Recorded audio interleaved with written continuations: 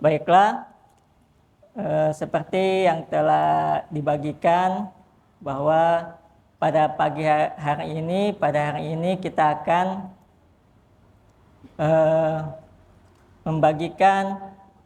membedah 7 langkah menulis, menerbitkan, dan menjual buku ala Senyum Syukur, yang diringkas dengan menulis dengan senyum dan menerima dengan syukur.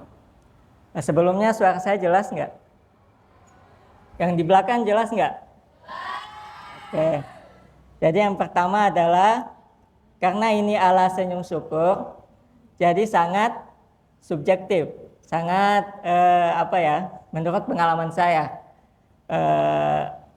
Jadi tidak bisa dipukul rata. Tapi teman-teman, saya udah menekuni dunia kepenulisan sejak SMA sampai sekarang. Dari jadi pemimpin buletin Jumat setiap pekan, yang menjadi pemimpin pertama yang melahirkan buletin pertama, sampai berlanjut ke blog, kemudian ke media sosial. Akhirnya 2016 buku pertama terbit, Cinta dan Kehilangan. Buku kedua terbit, Apa Kabar Rindu, tahun 2017. Kemudian setahun berikutnya buku ketiga terbit, Cinta Sebelum Jumpa. Kemudian 2019 buku keempat terbit, Bukan Untuk Bahagia. Dan kelima buku yang terbit adalah di tahun 2021, Jejak Perayaan Luka. Hingga dengan pengalaman yang bisa dibilang puluhan tahun ini, saya cukup berani membagikan langkah-langkah yang saya pernah tempuh. Semoga menjadi jalan bagi teman-teman, bagi adik-adik sekalian yang ingin terutama berdakwah lewat tulisan, bisa mengikuti langkah-langkah ini. Yang pertama adalah, langkah pertama dicatat. Yang pertama adalah menentukan arah.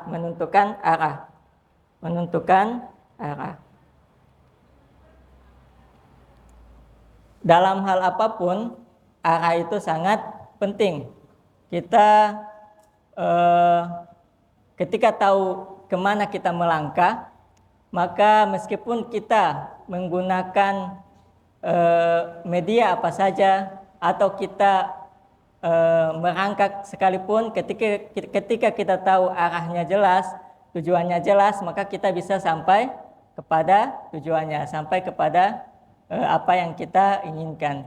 Tapi kalau kita tidak punya tujuan, tidak punya arah, maka kita meskipun punya fasilitas yang lengkap, punya kesehatan, punya apa saja, tapi kita akan muter-muter saja, nggak akan kemana-mana.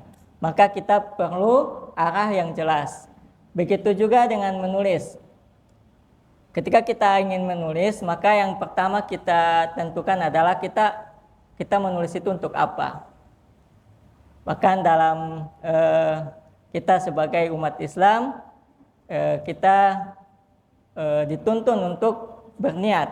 Bahkan niat ini menjadi hadis-hadis yang ditulis, seperti Imam Bukhari menulis dalam kitab Sahihnya bahwa hadis yang pertama itu tentang niat. Imam An-Nawawi dalam Arba'in An-Nawawiyah itu hadis pertama adalah maka yang kita tentukan adalah niat kita menulis, tujuan kita menulis. Sebagaimana yang kita ketahui, innamal a'malu binniyat. Walikulli imri'in ma nawa. Faman kana hijratuhu ilallahi wa rasulih. Oke. Waman kanat hijratuhu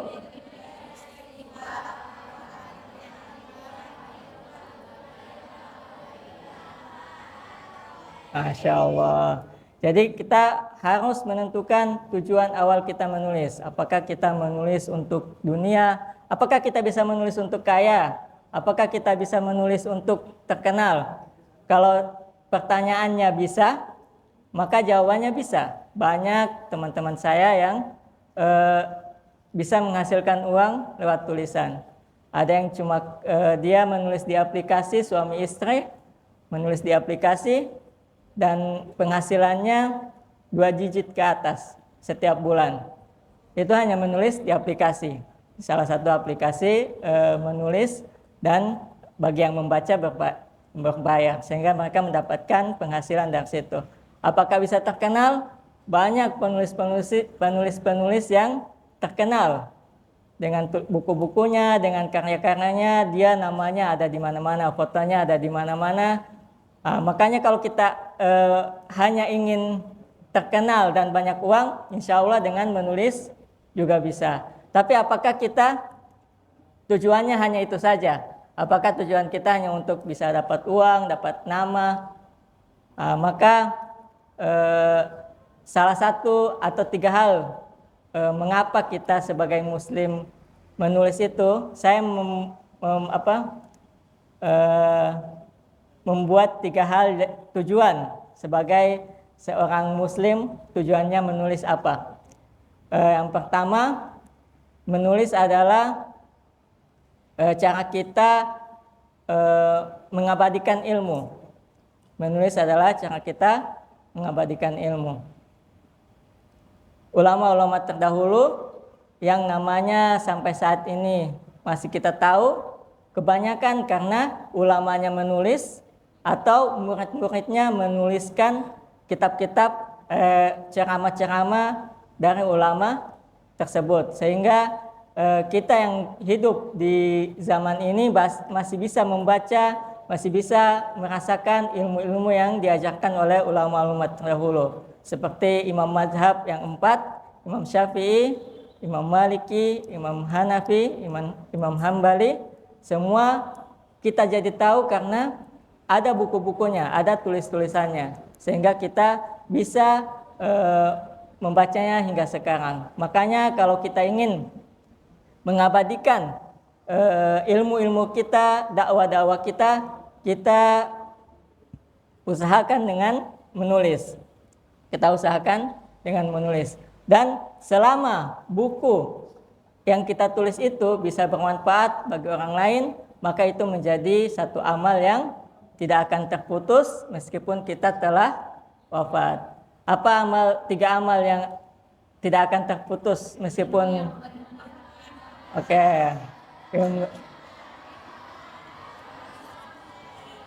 ya, sedekah jariyah, ilmu yang bermanfaat, dan anak soleh. Sedekah jariyah, insya Allah kalau yang punya harta bisa melakukan itu. Dan kalian saat ini belum punya anak, jadi belum tentu. Tapi semoga insya Allah bisa punya anak yang soleh.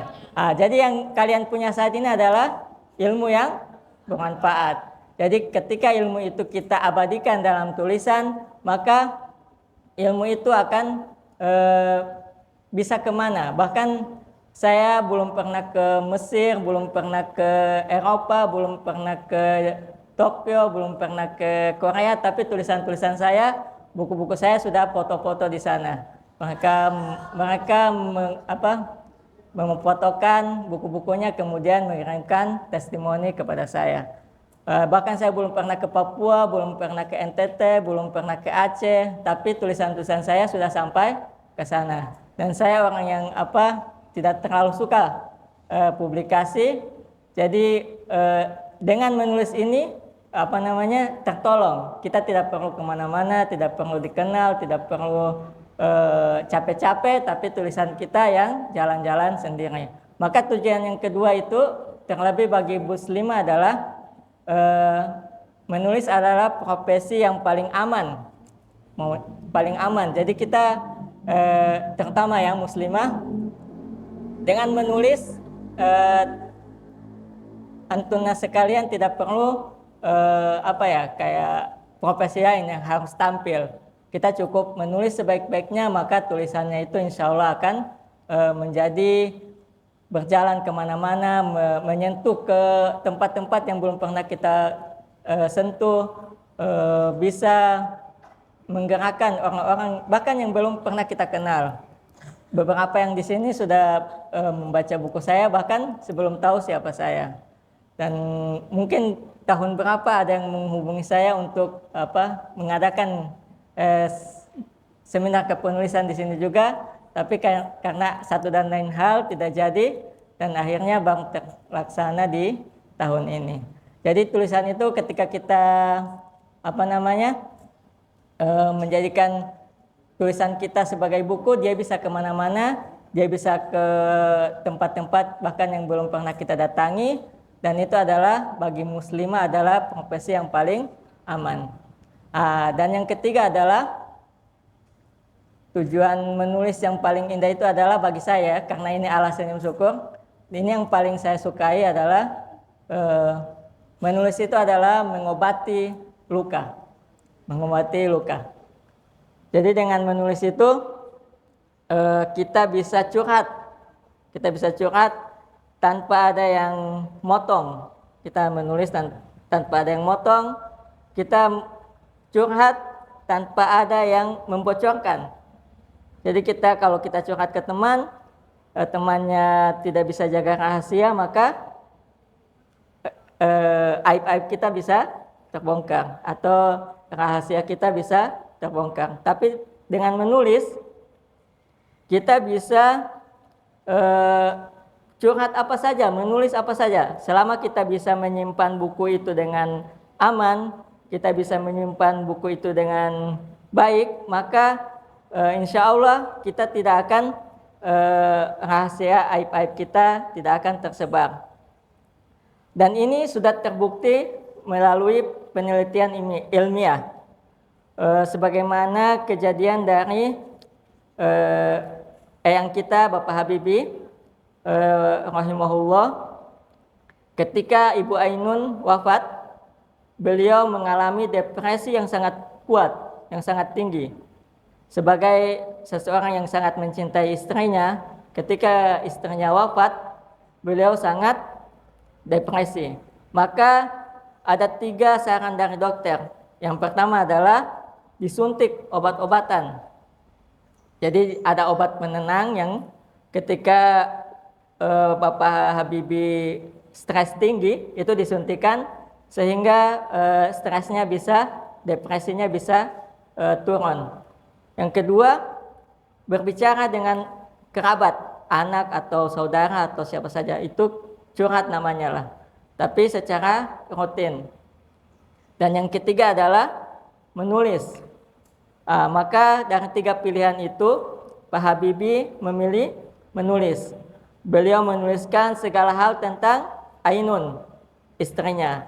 Dan setelah bertahun-tahun, beberapa tahun kemudian terbitlah buku Habibie Ainun. Kemudian buku itu dijadikan film dan film itu menjadi salah satu yang sukses, mencapai puluhan juta, mencapai jutaan penonton. Saya juga waktu kecil menulis itu adalah sebuah obat. Jadi ketika saya sebagai yatim piatu usia 10 tahun, ibu saya meninggal saya usia 1 tahun, ayah saya meninggal usia saya 10 tahun, maka salah satu kerinduan saya adalah orang tua.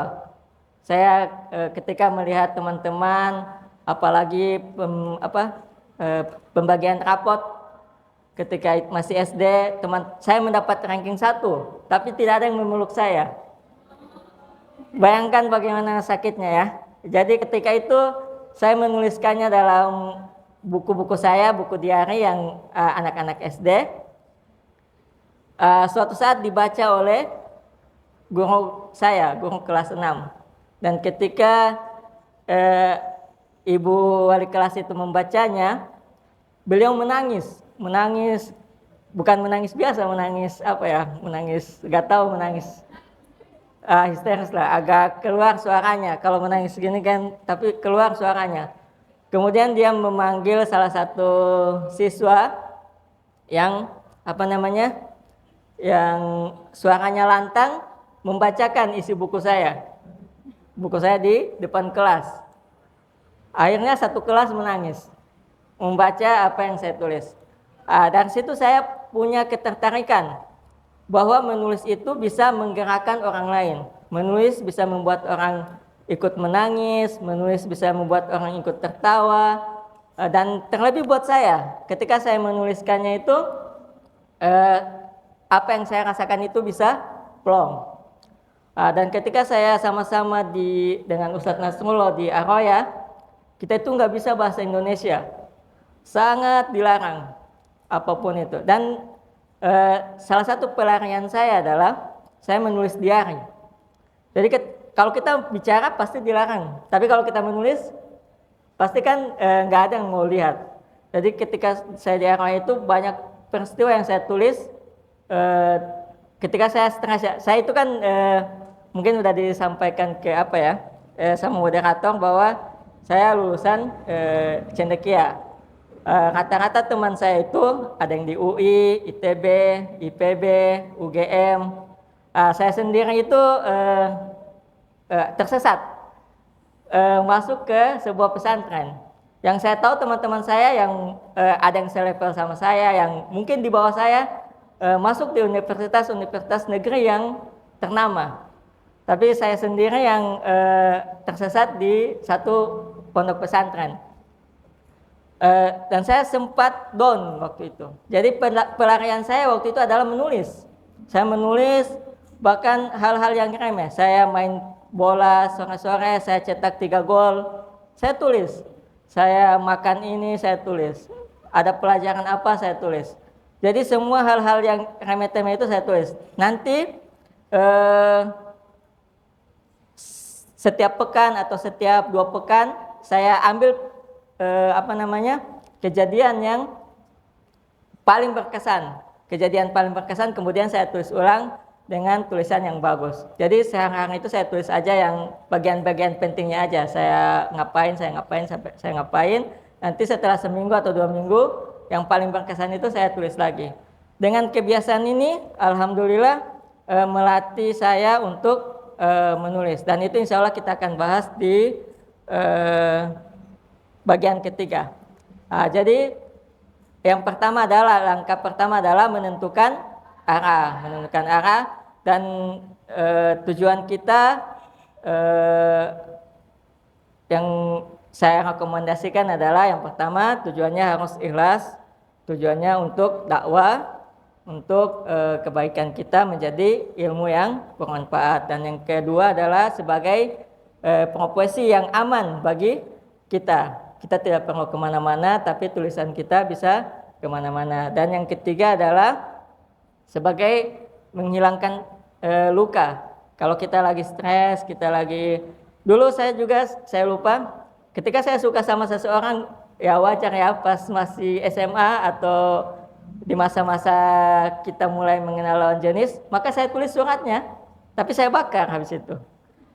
Jadi setelah saya bakar itu udah, perasaan itu terbakar semua. Jadi bisa jadi jadi trik buat teman-teman sekalian yang lagi, ya pastilah wajar kita hidup berdampingan dengan lawan jenis dan berinteraksi, dan barangkali teman-teman sudah di usia mulai bisa nggak tahu bisa nikah apa enggak ini mungkin di situ ketika kita sudah memiliki rasa suka dan tapi keadaan belum mengizinkan, maka kita bisa menulis perasaan kita dan biar aman, kita bakar, kita sobek atau kita sehingga tidak ada yang tahu. Beda, meskipun hanya di tulisan, tapi perasaan itu akan terasa plong kayak gitu. Kemudian yang kedua adalah mengumpulkan bekal. Jadi setelah kita menentukan arah tujuan menulis kita kita mengumpulkan bekal.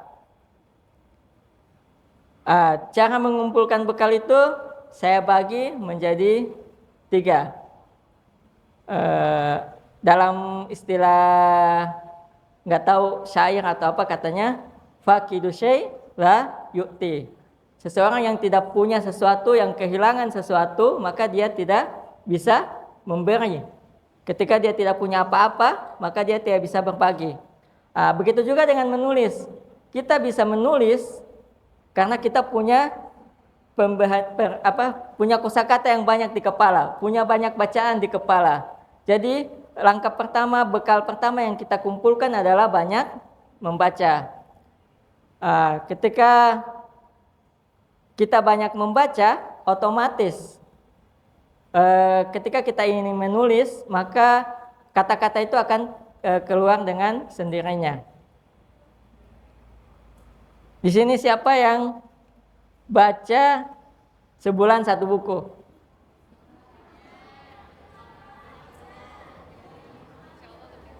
Banyak ya? Banyak. Sebulan berapa buku biasanya?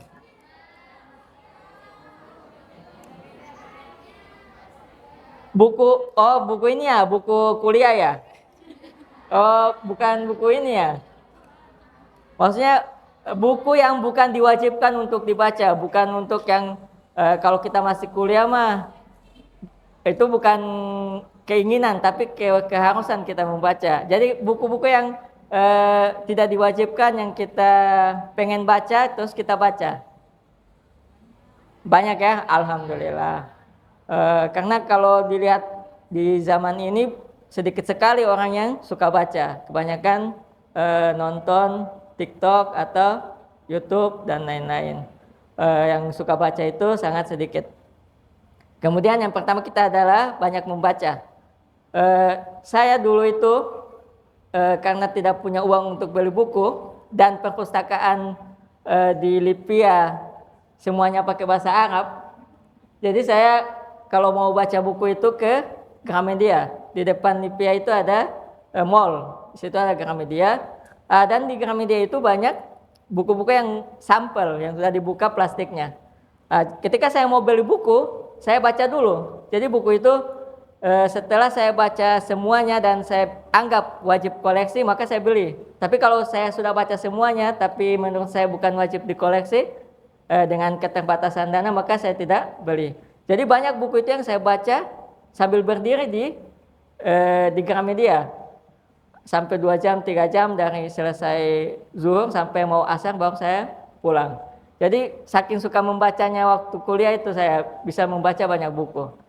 Itu kalau buku bahasa Arab banyak di perpustakaan, tapi kalau buku bahasa Indonesia enggak ada. Jadi yang saya lakukan biar bisa membaca banyak hal, salah satunya dengan ke Gramedia itu. Yang kedua adalah banyak membaca, banyak jalan-jalan. Banyak jalan-jalan.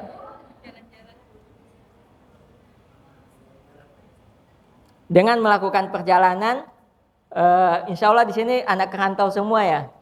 Anak rantau semua. Jadi ketika kita merantau, kita tidak perlu jalan-jalan. Kita tinggal ngobrol saja sama teman-teman yang dari daerahnya beda. Maka kita akan tahu bagaimana uniknya setiap budaya masing-masing. Bagaimana watak setiap daerah masing-masing.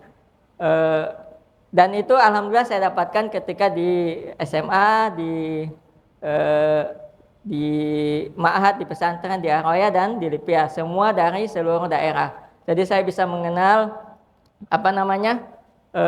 budaya dari berbagai macam yang ada di Indonesia, bahkan yang dari luar negeri, yang dari Filipina, dari Malaysia, kita bisa mengetahui budaya-budayanya dengan mengobrol dengan mereka. Dan yang ketiga adalah wawancara. Tapi bukan wawancara sih, istilah kita ngobrol sama orang yang menurut kita sudah ahli di bidangnya. Misalnya ada tukang bakso yang sudah 10 tahun jualan di tempat ini. Coba ditanya tips-tipsnya, bagaimana dia membangun usahanya dari awal. Pasti dia menceritakan segala hal. Mungkin dia bercerita bagaimana dia jualan bakso di situ di awal, sebelum ada kampung ini, sebelum ada tempat ini. Kemudian bagaimana dia di bakso itu ketemu dengan istrinya saat ini. Kemudian dia membangun keluarganya dari jualan bakso itu. Dari situ kita bisa mendapatkan sudut pandang dalam kehidupan. Kalau kita di sini mungkin kita bisa bertanya ke ustazah, ke ustadz yang sudah puluhan tahun menjadi dai, menjadi daiyah, bagaimana mereka bersabar, bagaimana mereka melakukan tugas-tugasnya dengan ikhlas, dengan tekun, dengan sabar, sehingga kita mendapatkan banyak amunisi di kepala. Dan ketika bekal kita cukup, kita bisa punya kosakata, bisa banyak sudut pandang, sehingga tulisan kita itu menjadi lebih unik. Karena kalau kita menulis dengan tulisan yang sudah ada, yang sudah pernah dibuat oleh orang lain, maka tulisan kita itu tidak akan dilirik sama yang lain. Ketika tulisan kita berbeda, maka insya Allah akan mendapat banyak perhatian dari pembaca. Sebagaimana buku saya yang pertama adalah Cinta dan Kehilangan, itu ketika saya buat buku itu, selain tentang curhat dan lain-lain, mengobati luka hati, pada waktu itu yang lagi tren itu adalah hijrah. Orang dulu bukunya Ustadz Felix Yao yang lagi booming tentang putuskanlah pacarmu. Putuskanlah pacarmu. Tapi di situ dalam buku itu ada dalam dunia kepenulisan saat itu, buku-buku Islam hanya putuskanlah, tapi setelah itu apa? Sebagai manusia ketika dia memutuskan hubungan yang tidak halal, meskipun dia ikhlas, meskipun dia karena Allah, tapi tetap hatinya sedih. Pasti ada yang hilang di hatinya. Maka salah satu buku yang kami buat itu, buku pertama adalah Cinta dan Kehilangan, untuk menemani orang-orang yang baru kehilangan cintanya. Jadi langkah pertama adalah menentukan arah, kemudian yang kedua mengumpulkan bekal, maka yang ketiga adalah menulis dengan senyum. Apa maksud menulis dengan senyum? Tulislah sesuatu yang membuat kita tersenyum, sesuatu yang kita suka. Jadi dengan kita menulis apa yang kita suka, yang lagi hobi kita, yang kita lagi menghabiskan waktu banyak dengannya, maka kita akan lebih mudah. Kita menulis, misalnya kita suka kucing, maka kita menulis tentang kucing. Kalau saya laki-laki tentang bola, saya suka bola, saya nulis tentang sepak bola.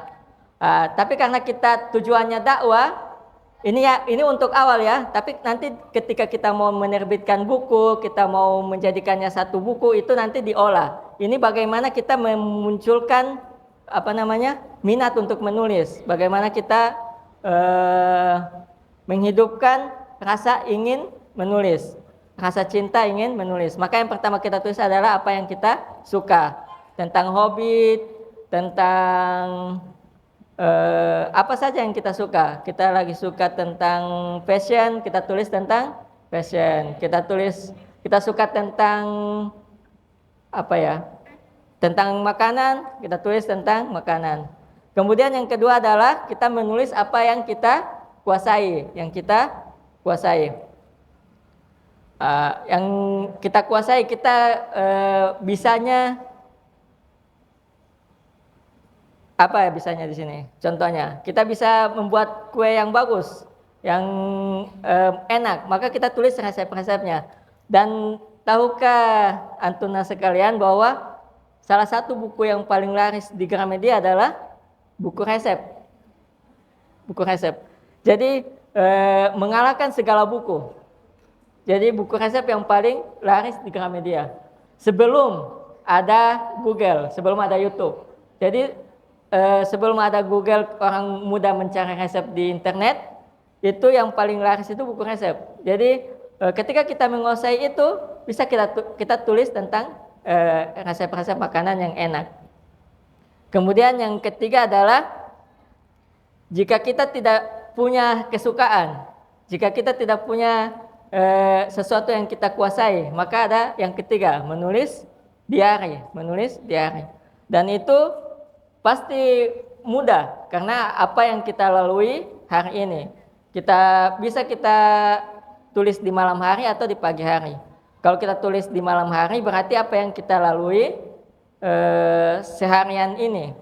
Kemudian kalau apa yang kita tulis di pagi hari, yang kita lalui kemarin. Kita tulis saja apa yang penting, bahkan yang remeh-temeh untuk menimbulkan hobi menulis. Maka kita biasakan dengan menulis diary. Kalau tidak salah, saya diminta sama panitia untuk sekalian praktek menulis. Apa sekarang atau di akhir atau gimana? Di akhir. Oke. Tapi kalau bisa sekarang sih, jadi kita bisa menulis apa yang kita sukai atau yang kita kuasai, atau menulis diary. Jadi dari 3 hal itu kita bisa memulai menulis. Kalau bagi kita yang tidak punya hobi, tidak punya kesukaan dengan menulis. Mau nanti di akhir ya? Mau sekarang? Ini sampai jam berapa? Ya? Sampai jam 12. Oh ya, masih cukup.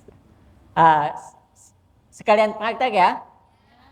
Jadi kita tujuannya apa?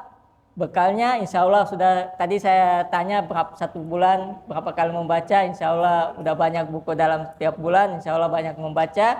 Dan yang ketiga adalah menulis dengan senyum. Langsung kita praktekkan bagaimana menulis sesuatu dengan mudah, biar serempak. Semua ada ayah ibu kan? Ada ayah ibu, bukan masih punya ayah ibu, tapi ada ayah ibu. Beda loh, kalau masih punya berarti belum apa, tapi kalau ada ayah ibu pasti ada kan? Saya punya 2 tema nih, 2 tema, dan insya Allah itu sangat dekat dengan kita. Jadi tinggal dipilih. Tema pertama, Ibu, terima kasih untuk hari itu. Jadi kalian menceritakan satu peristiwa yang paling berkesan dengan ibu kalian. Diceritakan ya peristiwanya. Kemudian kalian ucapkan terima kasih kepada ibu kalian atas peristiwa yang terjadi itu. Yang kedua, Papa dan kenangan yang tak terlupa. Jadi kalian bisa gunakan kenangan kalian dengan ayah kalian dan kalian tuliskan. Kalian tulis mungkin 15 menit, bisa jadi itu. Tapi kayaknya pada takut menangis ya. Jadi kalau mau praktek sekarang bisa. Ya, kita kasih waktu 15 menit ya. Sekalian saya istirahat dulu sambil minum. Yang paling bagus ada 2 orang dapat buku plus tanda tangan Ustaz yang paling bagus dia. Jadi nanti dikumpul 2 orang ya. Jadi yang pertama ini ada tanda tangan kayaknya sih. Oh ya, udah tanda tangan.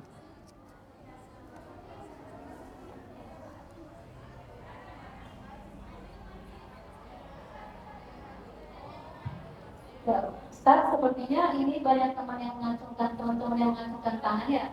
Dan kalau dari moderator juga kayaknya susah ya. Yang mengenal teman-teman, jadi oh ya. Ustaz saja yang langsung memilih. Oke.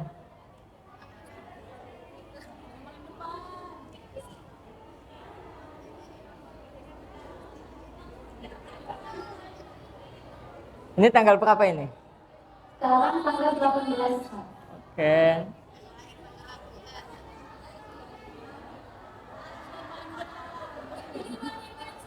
Oke, kita pilih yang paling depan aja ya.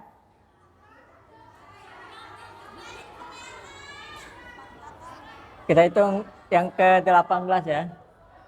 1, 2, 3, 4, 5, 6, 7, 8, 9, 10, 11, 12, 13, 14, 15, 16, 17. Oke, 18 paling itu. Ini. Ya, Ya.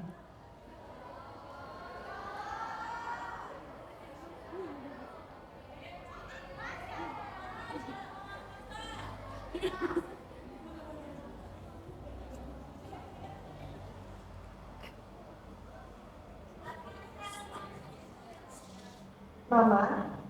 Mama adalah sosok orang yang sangat kuat, sabar, dan tegas.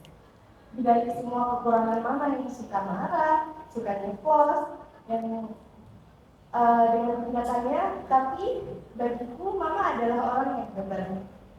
Aku nggak tahu bagaimana hidupku tanpa Mama nanti. Aku tidak siap akan hal itu. Aku tidak sepadan yang orang-orang tahu. Hatiku penuh kerapuhan.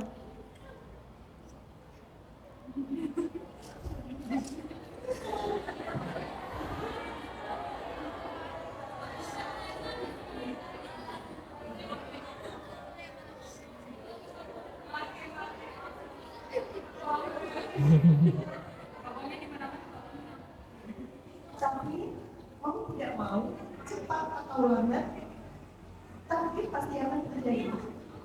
Pertama, ditinggalkan, atau mungkin jauh sehingga tidak bisa tercapai. Jatuh, bangun, gagal, semuanya. Aku sudah mempersiapkan ruang hati yang selalu ikhlas dalam menerima semua. Untuk terus bangkit, meskipun sakit. Untuk terus bangkit, meskipun sendiri. Untuk terus bangkit, walau kesannya dunia lagi gak berpihak pada kita.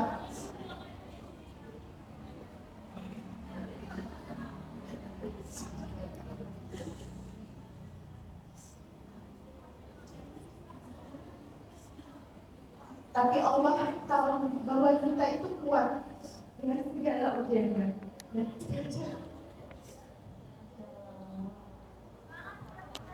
Ini.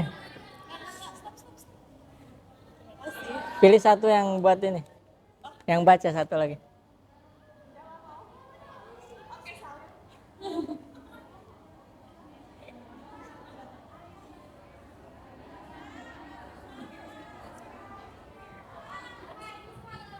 Oke, baik. Karena banyak yang minta menyampaikan pertanyaannya, karena aku nulisnya ada dua, jadi aku akan menyampaikan pertanyaannya.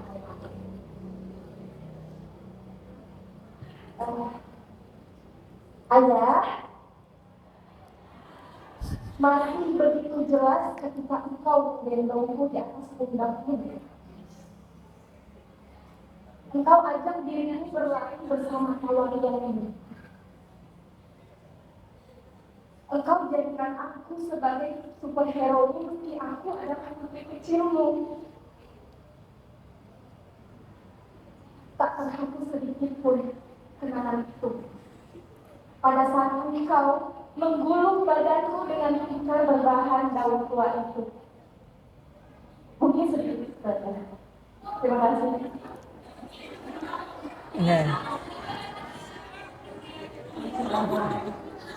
Ayah makanya udah hampir dulu, tapi ternyata belum selesai. Lanjut ya di sana ya, biar teman-teman bisa menikmati tulisan itu. 2-3 kali lagi ditanya ya teman-teman ya.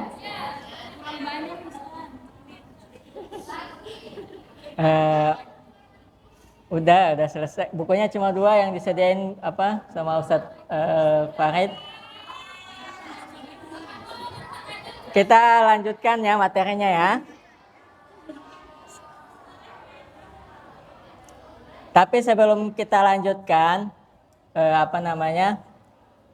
sebagai saran yang jadi yatim piatu sejak usia 10 tahun, sekali saja seumur hidup, teman-teman, adik-adik sekalian, ucapkan ke ayah atau ke ibu, Umi, uhibbuka fillah, uhibbuki fillah, aku sayang Umi karena Allah, aku sayang Mama karena Allah. Sekali saja. Nanti rasakan bagaimana hubungan kedekatannya itu akan lebih terasa. Kalian kan sudah belajar agama, semoga jadi cerminan akhlaknya dengan mengucapkan itu ke ayah, aku sayang ayah karena Allah, ibu, aku sayang ibu karena Allah. Mungkin lagi jauh ya, kalau lewat WA nanti ditanya lagi butuh apa paling jawabannya. Jadi kalau usahakan pas bertemu nanti, pas liburan, bertemu ayah ibu, sempatkan sekali aja dan rasakan bagaimana kita mengucapkan rasa sayang kita kepada orang tua kita dengan Allah. Karena kita mencintai ibu kita, ayah kita, karena Allah yang menyuruhnya. Bukan karena semata-mata mereka adalah yang melahirkan kita. Sehingga meskipun ayah ibu kita itu ada kekurangan, jahat atau apa yang tidak seperti ayah ibu yang lainnya, tapi karena kita cintanya karena Allah, maka hal-hal itu bisa kita sepelekan, bisa kita buang. Dan kita tetap bisa mencintai ayah ibu kita karena Allah Subhanahu wa Ta'ala. Itu sekedar saran saya. Dan buku yang tadi dibagikan itu adalah buku pertama dan buku terakhir. Buku pertama itu tentang kehilangan, tapi intinya ada di bab terakhir, kehilangan orang tua. Dan untuk yang buku yang kecil itu tentang luka-luka para wanita sejak penantian hingga pernikahan. Dan bagaimana mereka menanggapi luka-lukanya situ. Ada yang batal ta'aruf, ada yang gagal berjodoh, atau di rumah tangganya nggak sesuai yang diharapkan, seperti itu. Dan di situ ada jalan keluarnya. Baiklah, kita lanjutkan materi. 7 langkah menulis, menerbitkan, dan menjual buku ala Senyum Syukur. Langkah pertama, menentukan arah. Langkah kedua, mengumpulkan bekal. Langkah ketiga, menulis dengan senyum. Maka langkah keempat adalah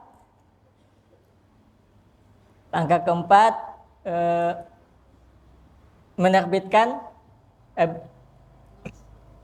menulis, mengabadikan tulisan. Ketiga, menulis dengan senyum. Yang keempat, mengabadikan tulisan. Cara terbaik mengabadikan tulisan adalah dengan dijadikan buku. Menulis buku itu tidak sulit. Yang jadi sulit itu karena kita ingin menuliskannya dalam waktu sekian. Misalnya dalam waktu 3 bulan, dalam waktu 1 tahun. Kita ada sesuatu yang jadi target. Tapi ketika kita menulis buku itu dengan santai, dengan tanpa target, biasanya lebih mudah. Sebagai contoh, buku Cinta dan Kehilangan saya itu yang pertama itu adalah kumpulan tulisan sejak 2012 sampai 2015, 3 tahun lebih. Jadi setiap pekan saya menulis di blog. Dulu waktu itu masih blog itu masih hidup-hidupnya, masih rame-ramenya sebelum ada Facebook. Kita menulis di blog. Jadi setiap pekan satu tulisan yang bagus. Jadi setiap pekan itu saya menulis banyak tulisan. Tapi dalam 1 pekan itu saya usahakan ada tulisan yang serius, yang saya buat dengan perasaan, dengan hati-hati, dengan riset, atau dari curhat teman-teman yang memang saya khususkan waktu menulis itu. Jadi bukan sekadar menulis yang lain, yang menulis yang sesuka-suka saya. Jadi ada tulisan-tulisan yang saya tulis suka-suka saya, dan ada 1 tulisan yang saya buat dengan serius. 1 tahun itu berapa pekan ya? 50-an pekan ya? 54 pekan kalau nggak salah, atau 56 setahun. Jadi dalam setahun itu ada 56 tulisan yang bagus, yang setiap tulisan itu 1-3 halaman di A4. Jadi setahun ada 54 tulisan, kalau 3 tahun ada sekitar 150 tulisan. Ketika saya membuat buku pertama, Cinta dan Kehilangan, saya mengambil 150-an tulisan itu. Saya ambil, saya jejerin, saya kumpulkan dalam satu folder, kemudian dipisah-pisah, mana yang temanya sama. Dan alhamdulillah dari 150 tulisan itu tentang cinta dan kehilangan itu ada sekitar 50-an tema. Sehingga dijadikan buku pertama, buku Cinta dan Kehilangan. Jadi kalau teman-teman ingin menulis buku, ini berapa tahun? 4 tahun di sini ya. Mungkin yang udah tahun terakhir udah sibuk skripsi atau apa. Jadi yang masih tahun-tahun awal bisa sepekan aja, 1 minggu 1 tulisan. Nggak perlu banyak-banyak. Nanti setelah lulus di sini, teman-teman sudah punya bank tulisan yang sangat banyak. Yang tulisan itu bisa diedit lagi atau diperbaiki lagi. Tapi minimal ada tulisan yang bisa dijadikan buku. Dan menjadikan buku itu gampang. Nanti kita bahas di langkah selanjutnya. Ketika sudah punya naskah, rutin menulis, maka kita mengumpulkannya jadi satu tema itu mudah sekali. Contohnya buku Cinta dan Kehilangan. Dan buku yang kedua, buku Apa Kabar Rindu, dan buku yang ketiga Cinta Sebelum Jumpa itu adalah buangan-buangan dari naskah yang tidak masuk di buku pertama. Tinggal ditambahkan, tinggal dikumpulkan, tinggal diedit-edit lagi sehingga jadi 3 buku. Dan dari 3 buku itu alhamdulillah udah berkali-kali cetak ulang dan alhamdulillah udah lebih dari 10.000 eksemplar. Yang Cinta dan Kehilangan terutama udah lebih dari 10.000 eksemplar. Pertama saya cetak 500 eksemplar, kemudian habis 500, habis 2.000, habis 3.000, terus 6.000 sampai sekarang. Kemudian jadi kalau teman-teman ingin mengabadikan tulisan adalah dijadikan buku, dan caranya sangat mudah, dicicil, tidak perlu muluk-muluk. Kita dalam sebulan jadi buku. Saya itu paling sebel kalau ada yang sebulan hafal Quran, sebulan atau 3 bulan hafal Quran. Memang bagus. Saya sebagai apa ya, sebagai promosi, atau menulis buku dalam 3 bulan, dalam 1 bulan. Tapi itu capek, tidak keluar dari hati, malah terposer. Kalau kita santai, kita cicil setiap pekan satu. Yang penting kita tahu apa tujuan kita menulis. Itu ya, di awal 3 langkah pertama itu harus kuat. Maka langkah keempat ini jadi mudah. Kita tahu apa tujuan kita menulis, kita sudah banyak membaca, terus kita memulai dengan menulis apa yang kita suka, yang dari hati kita, maka kita konsisten setiap minggu 1 tulisan itu mudah sekali. Bahkan kalau bisa sehari 1 halaman kalau bisa. Tapi itu terlalu muluk-muluk dan saya tidak menyarankan. Kalau mau 1 hari 1 halaman bisa, tapi nulis yang santai, yang kita happy-happy aja, yang kegiatan sehari-hari atau pelajaran yang kita dapatkan setiap hari, kegiatan apa yang kita lakukan sehari-hari. Tapi untuk menulis serius, sepekan 1 kali aja. Dan ketika kita rutin, insya Allah 1 tahun kita punya 1 buku. Kemudian langkah kelima adalah menerbitkan karya. Setelah kita punya naskah buku yang siap cetak, maka kita tinggal menerbitkan karya kita, menerbitkan buku kita. Untuk menerbitkan buku ada 3 pilihan. Pilihan pertama itu adalah kita terbitkan di penerbit mayor. Penerbit mayor itu adalah penerbit yang besar, yang mereka bersedia membiayai semuanya, dari proses cetak, proses promosi, editing, layout, dan lain-lain. Kita hanya menyediakan naskah kita. Tapi di situ tantangannya di situ, karena kita menyediakan naskah, nggak menyediakan apa-apa lagi, seleksinya ketat. Jadi kita harus bersaing. Misalnya di sini ada 300, maka kita harus bersaing dengan 300 orang. siapa yang tulisannya paling bagus, yang paling bisa dijual, maka itu penerbit mayor akan mengambil tulisannya. Ketika dia sudah sepakat mau mengambil tulisan kita sudah tanda tangan kontrak, maka kita tinggal diam-diam aja. Mereka yang urus semua, tiba-tiba buku udah jadi, dikasih ke kita. Kemudian yang kedua adalah penerbit indie. Penerbit indie, kalau kita tidak punya keberanian untuk bersaing atau kita telah bersaing tapi tertolak, kita masih punya kesempatan untuk menerbitkannya di penerbit indie. Kalau penerbit indie, mereka pasti menerbitkan tulisan kita, tapi kita harus bayar. Jadi kita membiayai proses cetaknya, proses apanya, layoutnya, proses pengurusan izin dan lain-lain, kita bayarkan ke mereka. Nanti mereka yang uruskan dan kita dapat buku. Bisa 1 buah, bisa 4 buah, bisa 10 buah. Itu kita bisa pakai penerbit indie. Dan yang ketiga adalah self-publishing. Dan ini yang paling saya banyak pakai, yaitu saya yang menulis, saya yang cetak, saya yang jual.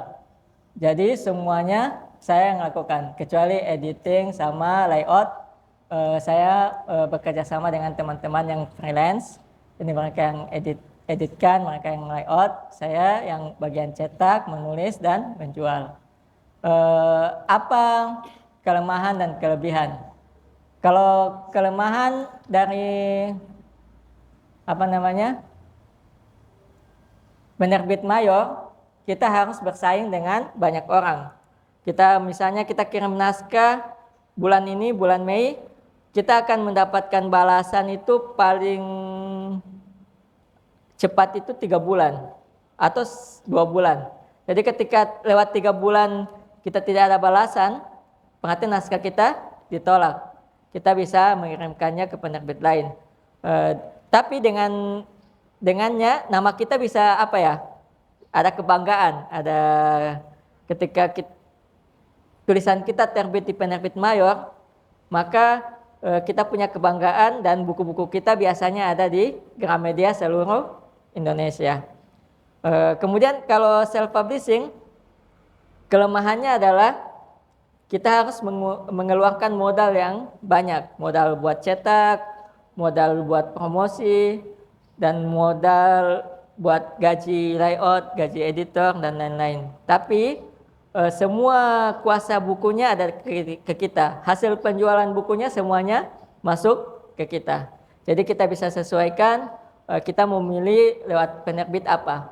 Tapi jangan dulu pusing-pusing. Pastikan dulu punya karya. Jadi gak usah pikir mau penerbit mayor, penerbit minor, penerbit indie, mau self-publishing, tapi naskahnya belum jadi. Jadi pastikan dulu punya naskah, baru pusing-pusing mau pilih penerbit apa. Kalau saran saya sebagai buku pertama, itu ke penerbit mayor. Di situ kita dapat nama, dapat relasi, dan lebih terpercaya. Orang-orang lebih mau beli buku kita karena bukunya terbit di penerbit mayor, seperti Gramedia atau Bentang Pustaka, dan lain-lain. Tergantung genre tulisan kita. Setelah kita menerbitkan karya, yang terakhir adalah, bukan terakhir, yang ke-6. Yang ke-6 adalah menjual buku kita, menjual buku. Jadi setelah kita punya karya, tugas kita tidak selesai. Kita harus menjualnya. Kita harus proaktif dengan menjual buku-buku kita. Tapi sebelum kita menjual buku kita pastikan 3 hal dulu. Yang pertama, buku itu memang bagus. Memang bagus. Memang karena promosi paling utama itu adalah kontennya, isinya. Jadi mau promosinya sebagai seheboh apapun, tapi kalau bukunya tidak bagus, gak bakal laku. Atau orang beli kemudian kapok. Dalam segala hal, dalam buku, makanan, apapun itu, marketing utama itu adalah produknya. Produknya itu yang paling utama. Ketika produknya bagus, sudah kita pastikan bagus, maka kita pikirkan bagaimana cara menjualnya. Untuk buku, bagaimana kita memastikan satu buku itu bagus? Yang pertama, kita paling banyak mengambil manfaat dari buku itu. Jadi sebelum kita menyebarkan, menjual buku itu keluar, kita pastikan kita adalah orang pertama yang mendapatkan manfaat dari buku itu. Jangan sampai kita bikin buku tentang tentang tentang misalnya ya buku saya, buku Cinta dan Kehilangan.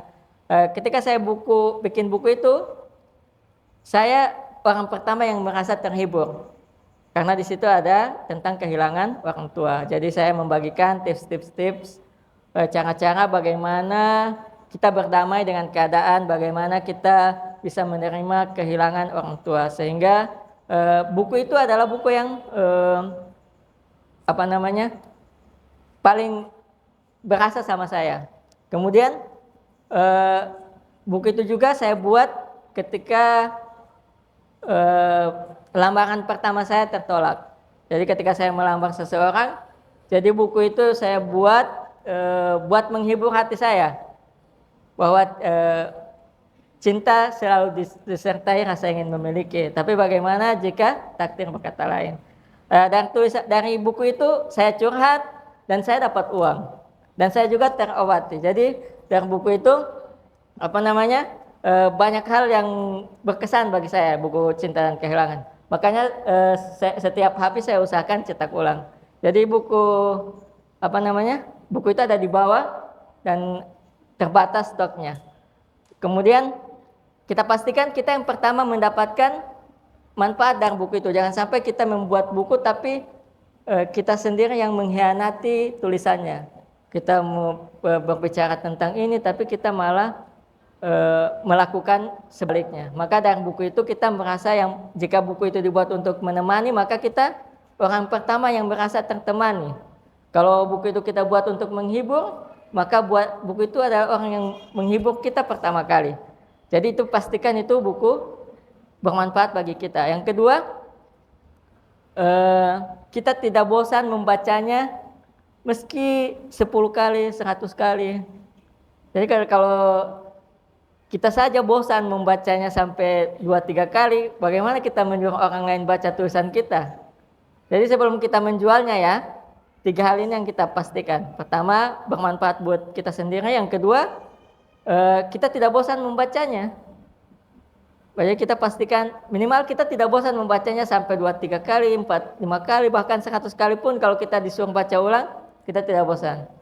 Yang ketiga adalah pastikan di buku itu, di produk kita itu tidak ada amal jariah dalam kebatilan, dalam kemaksiatan, sehingga kita terhindar dari amal jariah yang jelek, dosa jariah. Jadinya jadi dosa jariah, bukan amal jariah.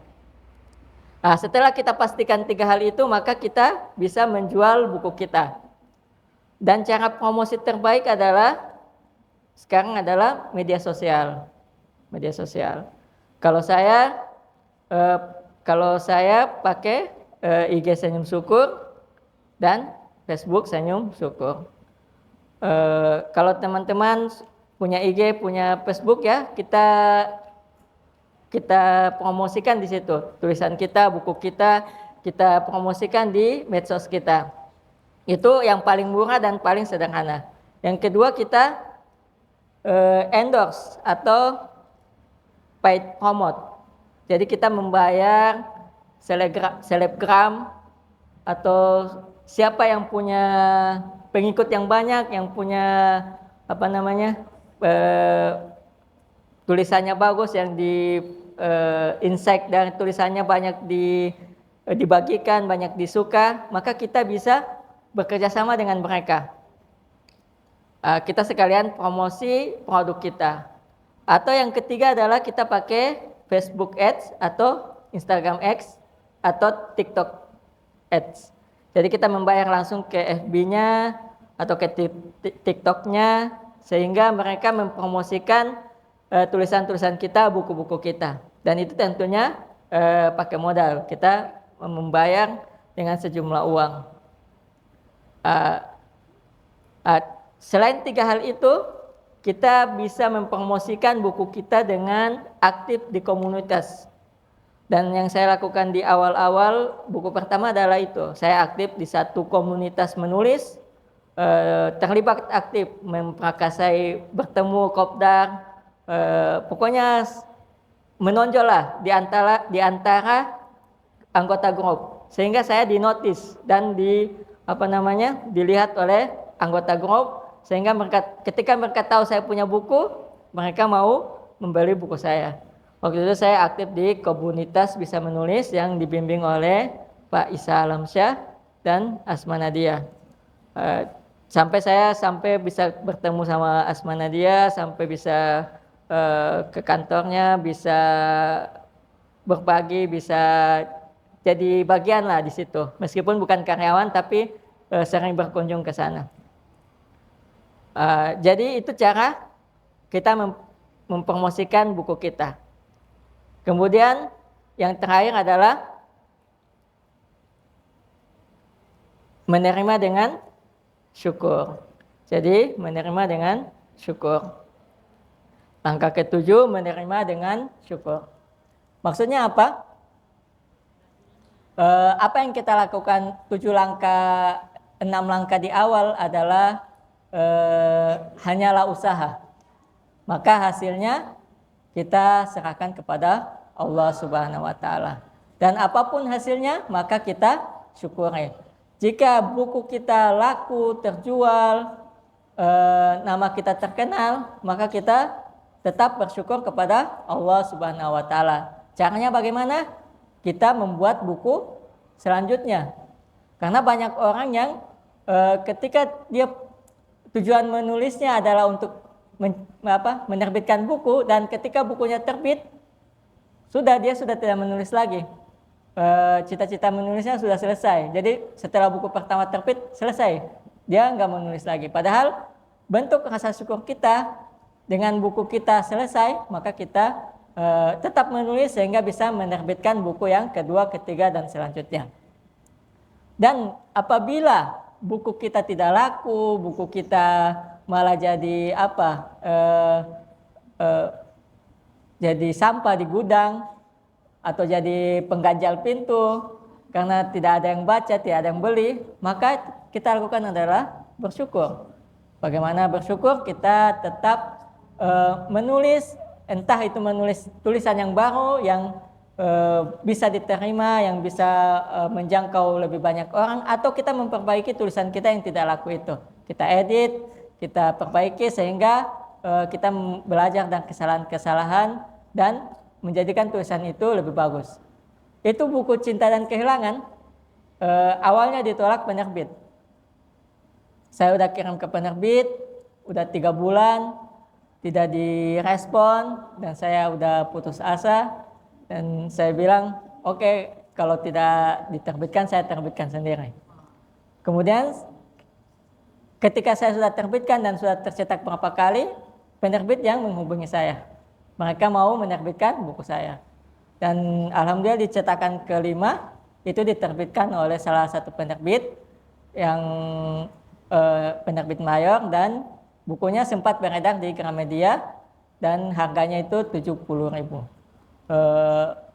Lumayan buat pemasukan kita bila satu buku laku bisa jadi buat jajan, buat apa, apalagi kalau masih mahasiswa. Dan buku pertama saya itu saya selesaikan ketika saya di akhir semester di Lipia. Jadi ketika saya sudah lulus, saya sudah punya buku, alhamdulillah.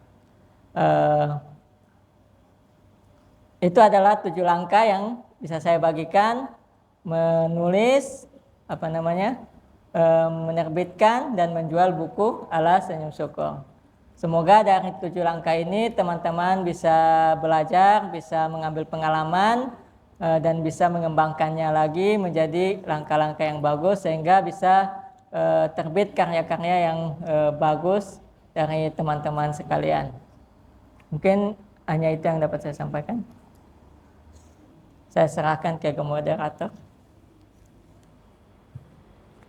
Insyaallah juga teman-teman pada Ustaz atas tips ya teman-teman. Udah dapat berapa langkah tadi teman-teman? Oke, tadi ada 7 langkah, berarti kita nggak boleh cuma ambil 3 atau 4 langkah. Jadi harus lengkap itu. Mulai hari ini kita coba dari langkah pertama sampai ke langkah yang ke-7. Yakin nggak bisa berhasil? Insya Allah, Allah mudahkan. Oke. Apa namanya? Boleh, boleh. Oke, baik teman-teman. Karena keterbatasan waktu ya, jadi pada kesempatan kali ini kita coba dulu ya, kita buka satu sesi tanya jawab.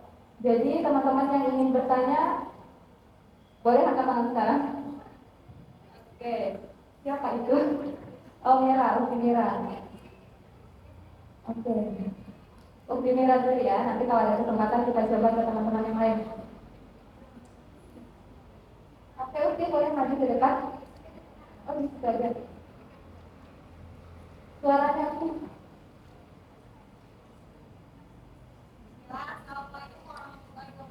Waalaikumsalam warahmatullahi wabarakatuh.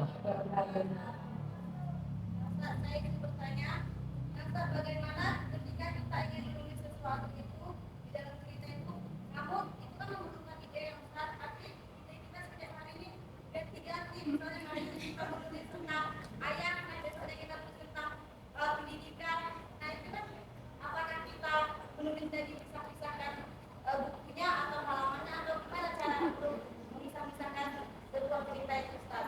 Karena kan idenya itu berganti-gantian gitu, Ustaz. Oke. Random ya. Ya, Langsung jawab. Oke. Ada satu quote atau apa ya? Itu disampaikan salah satu penulis ternama bahwa buku yang selesai lebih bagus daripada buku jelek tapi selesai itu lebih bagus daripada buku yang bagus tapi tidak pernah selesai. Jadi kalau kita mau bikin sesuatu, pastikan dari akhirnya itu apa, tujuannya itu apa, sehingga kita tidak terganggu, kalau ada sesuatu kita malah nengok ke sana, kalau ada kita nengok, maka kita fokus. Maka ketika kita sudah tentukan apa tujuannya, maka itu yang jadi masalahnya itu adalah kita tidak punya tujuan, sehingga ada masalah kayak gitu. Jadi bukan di menulisnya, masih di tujuannya itu yang bikin masalah. Ketika tujuannya kita sudah jelas, kita punya satu keinginan yang ingin kita capai, maka lebih mudah menulisnya. Kita tidak akan tergoda dengan apa-apa yang datang setelahnya. Mau kita tiba-tiba lagi nulis ayat, tiba-tiba kepikiran ibu, kita nulis ibu. Tidak seperti itu. Jadi selesaikan dulu satu, kemudian mulai yang lain. Itu jawaban dari saya. Semoga bisa bermanfaat.